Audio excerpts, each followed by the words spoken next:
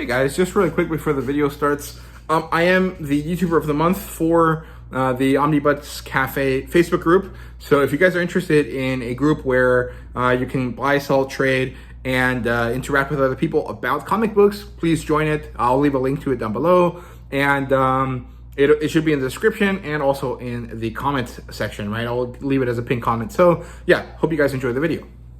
Hey guys, it's Ryan here with HobbiesofaMan once again, and today we're doing another issue review. We're looking at Witchblade number 3 with no changes to the team that's in charge of this. So we still have Bennett as the writer, Kafara as the artist, Priyanka as the colorist, and Pateri as the letterer. So yeah, this picks up immediately after the end of the previous issue. Sarah killed the guy who attacked her. Something came out of him that doesn't look like human intestines or anything like that. It's kind of like nebulous and inky and dark and kind of Cthulhu-esque, right? Kind of this cosmic horror type stuff going on with it. And she's cleaning her apartment. She's stuffing all of this junk that came out of this guy into Tupperwares, which is kind of ridiculous. One, how does she have so many Tupperwares? And two, that's such a crazy way of removing stuff. It's very like psycho, right? So I thought that was pretty funny. Ian Nottingham watches her from a distance, it's important because it comes back here at the end of the issue, right? So we see that Sarah has gotten thick. The art doesn't actually make that clear. Like she looks about the same as before. You know, she is very attractive looking, but I can't really say that she would be considered thick. She's stronger. She's back on the force after her 2 weeks of paid leave while she was under investigation.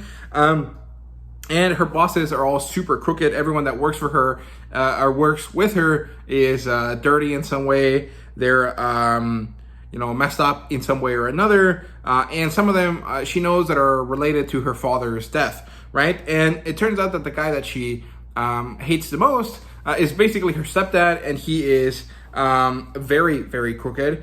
And she kind of plays into his tendencies by going along with this racketeering and stuff that they're doing. So it's pretty interesting. Sarah is trying to figure out what the Witchblade is, what it's supposed to be doing, and why it attached to her. She gets Michael and Nicole to help her, and they just think that it's a weird U.S. military weapon. There's something more to it, but they can't really tell what it is. So they think it's just some sort of super soldier thing or a power suit or something, and they think it's cool, but who knows what it is. Then Sarah gets a visit. Sarah goes to visit the women that she saved from the slave trader at the beginning of the story, and when she's there, she's actually greeted with scorn. They don't want her here. They don't think that she is valuable. They are not happy that she is there, and I didn't really understand why. Like, I understand to a certain extent, like, Sarah didn't actually save them or didn't save them at the right time. And so they know that she was doing something else, that saving them wasn't really the priority. And so they have some sort of, dislike for her because of that. I didn't really truly understand it.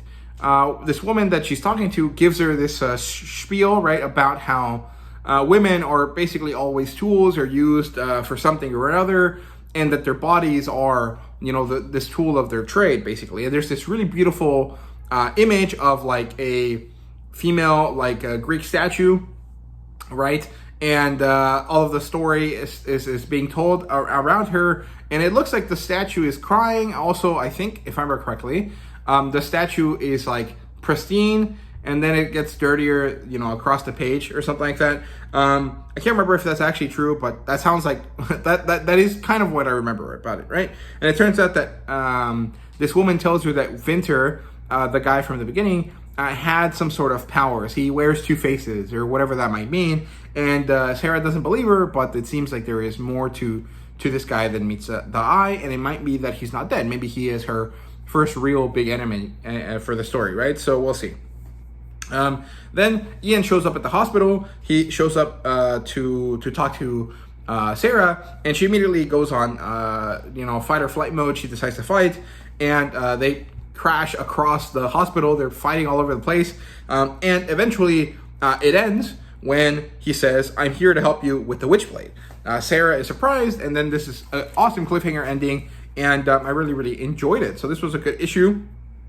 Again, we have some artwork and some of the planning stuff that went into this at the back of the book. And I'm really happy about that. I really want them to continue to do this. I think it adds a lot of value to the book without necessarily requiring more pages of artwork or anything like that.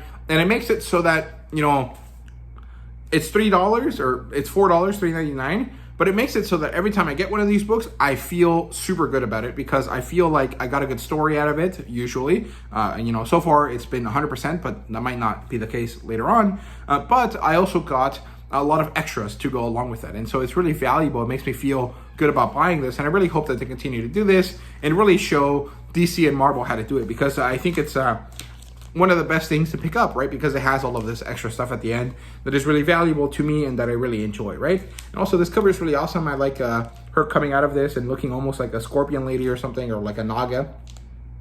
I really enjoy the imagery here a lot. So yeah, those are my thoughts on Witchblade number 3. Let me know what you thought about it down below. And yeah, thank you guys so much for watching, and see you guys later.